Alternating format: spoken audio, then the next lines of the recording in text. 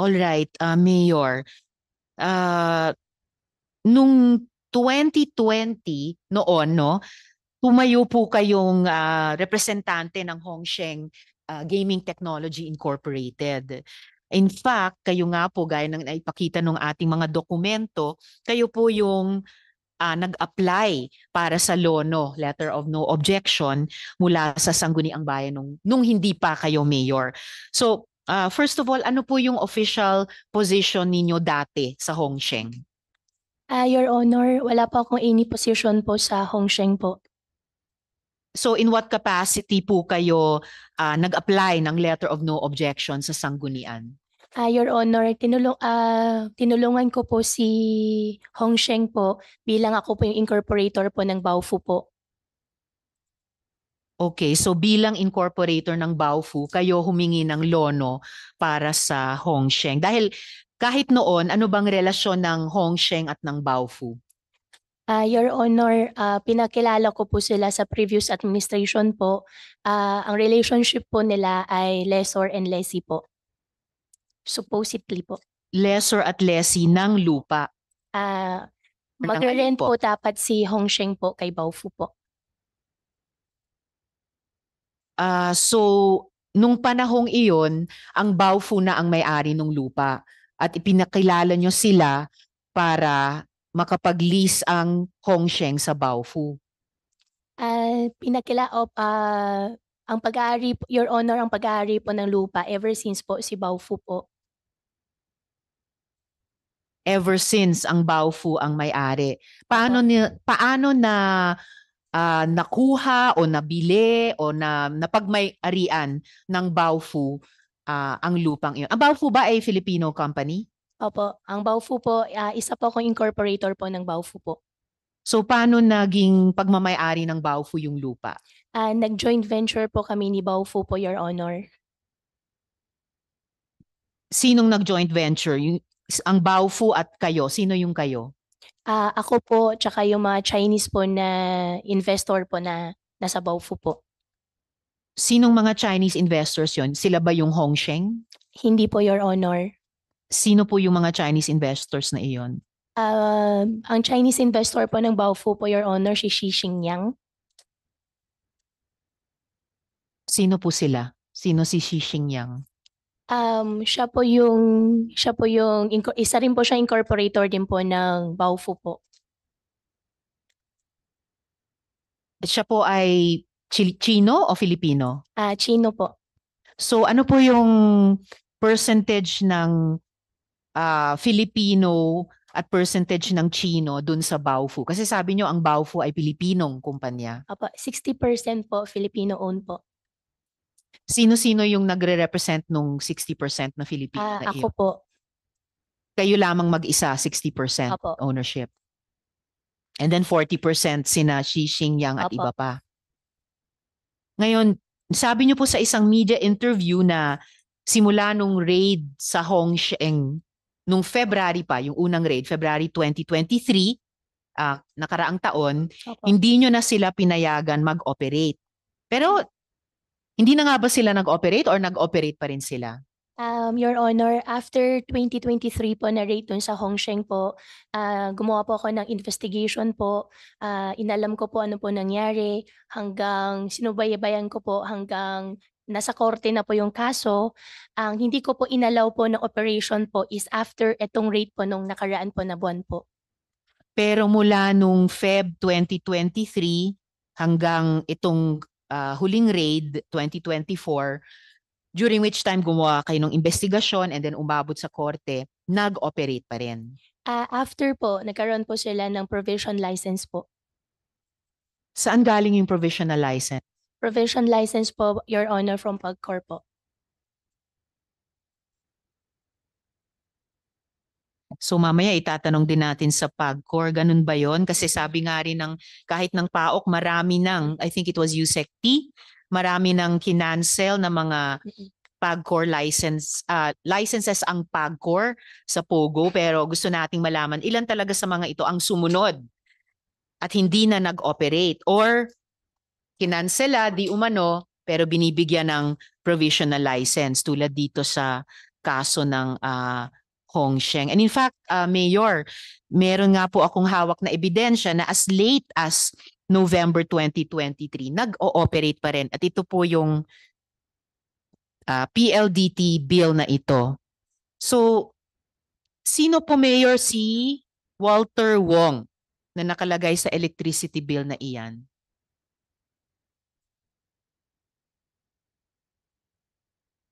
Telephone bill. Sino po si Walter Wong? Your Honor, si Walter Ong po, hindi ko po siya kilala. Na-meet ko lang po siya nung nag-courtesy call po siya sa office ko po. So, nung nag-courtesy call siya, sino daw siya? Siya daw po yung general manager daw po ng Zone 1. So, after pinakilala nyo ang Baofu na may-ari ng lupa sa naging nag-lease sa kanya na Hongsheng, biglang merong bagong entity na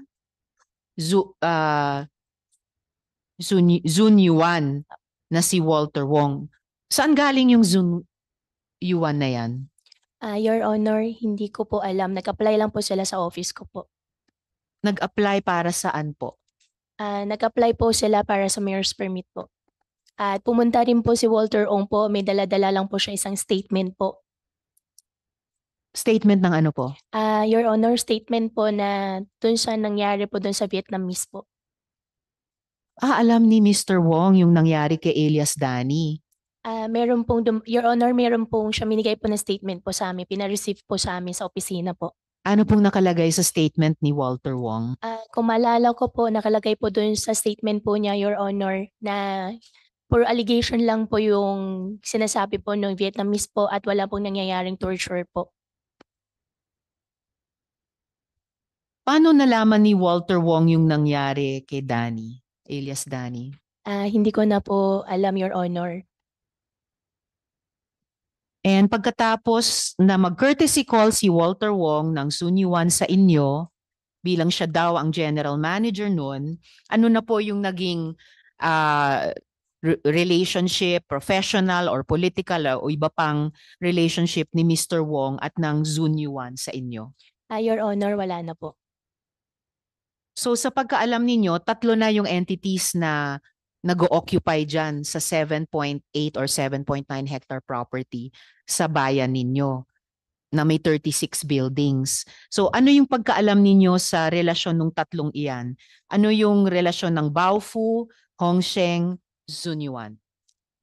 Your Honor, si Zunwan po, siya po yung nagre-rent po. Siya po yung nabigyan ko po ng mayor's permit po ng second, third, and fourth floor po. So mayor's permit ang nag-delineate nung sa presentation ni Dr. Casio kanina na second, third, and fourth floors lamang dapat ang gagamitin sa building. Para saan po ang mayor's permit? Para sa offshore po, Pogo po. So offshore Pogo. Opo. So may Pogo na pong nagaganap na cover ng mayor's permit dun sa inyong bayan. Your Honor, yes po. Kasi meron po silang provision license po. Sorry, provisional license Provisional mula license po. sa Mula sa PAGCOR po. Naka-state din po doon, Your Honor, second, third, and fourth floor lang po. Okay, pero ito rin po yung panahon na supposedly canceled na yung Pogo license ng aling entity po yung nakancelan? Your Honor, nung dumating po si Zunwan po, yung dala-dala po niyang provision license po ay valid po. Yes, so yung nakancelan na Hongsheng, conveniently, pagpasok ni Walter Wong ng Zunyuan na may convenient na provisional license siya, so siya na nagpatuloy. Ostensibly sa second, third, and fourth floor lamang. Pero eventually, naipakita sa raid, hindi lamang doon sa tatlong floors na iyon. Your Honor, yung sa Zone 1 po, second, third, and fourth floor lang po. Hindi kaya, Mayor, na yung nakanselan sa Hongsheng, pero sabi nyo nga nabigyan din pala ng provisional license ng PAGCOR, ay kung may ilang buwan na hindi siya nakapag-operate muli pagkatapos ng unang raid, itinuloy lang under the new name, new and improved name of Zunyuan, covered din ng provisional license? Your Honor, hindi ko na po alam. Tsaka bakit provisional license lang ang dala ni Mr. Walter Wong? Bakit hindi lisensya talaga galing sa PAGCOR? Your Honor, tinanong ko po siya, ang sagot po niya sa akin, yan daw po muna ibibigay daw po. May undertaking din naman po siya sa amin. The moment po na ma-cancel po ang kanyang provisional license po, maka-cancel din po ang kanilang mayor's permit po. Siya yung nag-offer ng ganyan sa inyo. Hindi po, kami po. Oo, tama. Kasi dapat ang mayor's office ang nagsasabi, hindi yung locator ang nagsasabi. Opo. Opo. At may ano ba? May overlapping directorates ba itong Zunyuan at yung Hongsheng? Hindi ko po alam, Your Honor. Hindi po ba dapat bago mag-i-issue ng mayor's permit, inaalam po ng Office of the Mayor ano po yung corporate structure, officers, etc. Ng isang bagong darating na may dalang provisional license at mag-ooperate sa 3 floors ng isang malaking building sa bayan? Your Honor, ang dumating po na ZY po, bago po yung set po ng incorporator po. Nag-present po siya sa amin na may dala-dala po siyang provisional license po na naka-state po doon na second, third, and fourth floor lang po. At nung dumating na po yung SEC papers ng Zunyuan, may nakita po ba kayong pagkakapareho nga sa officers niya at ng Hongsheng? Your Honor, sa pagkakalam ko po, wala po. Sa pagkakaalam ninyo? Po. Sino pong makapagsasabi definitively na walang interlocking directorate between Zunyuan at Hongsheng? Your Honor, pacheck ko na po ngayon kaagad sa mga documents po. Salamat. At kung maisabi ninyo, Mayor, during this hearing. Opo, Your Honor. And hindi nyo ba nalaman na in violation ng mayor's permit ninyo ay ang Zunyuan ay nag-operate ng POGO hindi lamang sa second, third at fourth floors ng building na iyon? Your Honor, hindi ko po alam. Wala bang oversight ang mayor sa inisyuhang permit na sinusunod? Walang bawas, walang sobra, walang kulang ang isang locator? Your Honor, ang in-issue lang po namin ay second, third, and fourth po. At ang pagkakalam po namin, second, third, and fourth lang po sila nag-ooperate po. Hindi nyo po ba minomonitor yon or wala bang nagmamonitor nun kung sumusunod at hindi nilalabag yung mayor's permit? Your Honor, I think andyan po si PAGCOR din po na nagmo-monitor din po sa kanila.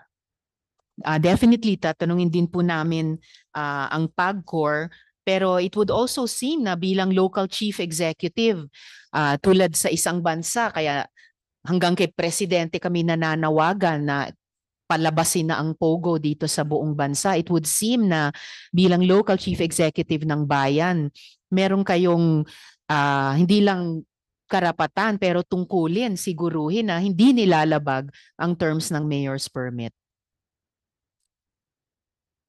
Opo, Your Honor.